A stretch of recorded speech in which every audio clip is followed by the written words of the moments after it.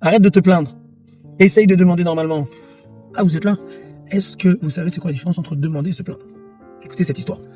Le Baal Shem Tov, une fois il a pris ses élèves, et il est parti un peu dans un patelin. Et là-bas il s'arrête dans une petite maison, on dirait quelqu'un de pauvre. Et il s'arrête là-bas et il dit on va s'arrêter là pour se reposer, prendre un petit goûter. Et il toque, il y a Moïchi qui vient, qui ouvre, bonjour, oh, bonjour, qui vous êtes? On est des gens qui sont venus du voyage, est-ce que vous pouvez nous recevoir pour qu'on se repose un peu? Oui, bien sûr, une petite maison, il les a reçus. Après le Baal Shem Tov, il abuse un peu. Je vais aussi dormir ici ce soir. Ah, ok. Moïchi il prépare, il achète des draps, des trucs, etc. Finalement, on va aussi rester ici là demain. Et ils mangent, et ils leur demandent, et je veux ça, et je veux ça. Ils ont vidé la maison. Au bout de 4 jours, Baal Shem Tov, il dit au revoir. Et même les élèves du Baal Shem Tov, ils étaient choqués. Non seulement il abuse, en plus, il est large. Et le pire, c'est que même pas il a laissé une bourse ou une pièce comme le Baal Shem Tov, il avait l'habitude. Quand il profitait quelque part, il donnait quelque chose. Il a rien. Moïchi, il va voir sa femme, il va lui remercier. Chérie, je veux te remercier que tu as fait une. Arthas Nochim, on a reçu des invités incroyables. Sa femme lui dit merci, mais je sais pas comment chauffer la maison, je sais pas comment donner à manger aux enfants. On a donné tout ce qu'on avait.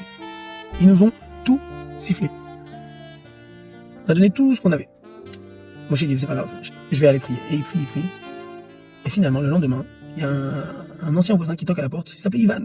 Il dit, bonjour Moshi, je veux boire un peu de vodka. Il dit, désolé, on n'a rien dans la maison. Il dit, peut-être tu as rien, mais moi il sort une pièce. Il lui donne une pièce de 1 rouble. Il lui dit, avec ça, tu peux largement acheter vodka, tu peux acheter pas manger pour la maison, tu peux acheter du bois, tu peux tout acheter. Ah, ils ont fait un super repas. Le lendemain, Ivan y revient. Tiens, je te donne une pièce, je veux manger avec vous, j'ai pas de famille. Magnifique.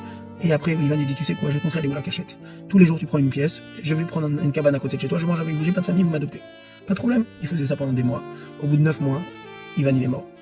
Et avant de mourir, il lui a dit, le jour où je mourrai, cette cachette, elle est pour toi. Et là, à ce moment-là, Moshe, il commence à devenir riche. Première chose qu'il a fait, il prend de l'argent, il achète une calèche, et il va voir le rabbi, le Baal Shem Tov. Et quand il va voir le Baal Shem Tov pour lui raconter la bonne nouvelle, le Baal Shem Tov, il dit, mais tu ne me reconnais pas, c'était moi. Ah, c'est vous, la dernière fois, vous avez vidé toute la maison? Il dit, c'est moi. Et pourquoi vous avez fait ça? Tu sais pourquoi j'ai fait ça? J'ai vu là-haut que Hachem, il était d'accord de te donner la richesse. Mais toi, tu ne demandais pas. Et comme tu ne demandais pas, tu ne pouvais pas descendre. Donc j'étais obligé de tout te vider pour t'obliger à demander, t'as reçu. Pourquoi je raconte cette histoire? Dans le parachat de cette semaine, on voit la même chose avec la manne. Le pain du ciel. On voit que les Juifs, ils ont demandé, mais ils ont mal demandé. Ils se sont plaints.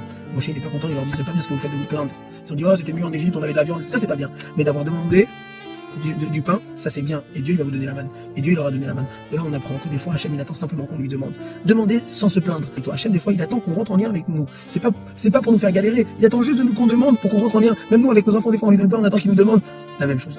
Si on arrive à comprendre ça, qu'on peut parler à Hachem, on peut s'adresser à Dieu, on peut lui demander les choses, et ben vous allez voir que tout va se débloquer. Shabbat Shalom, au revoir.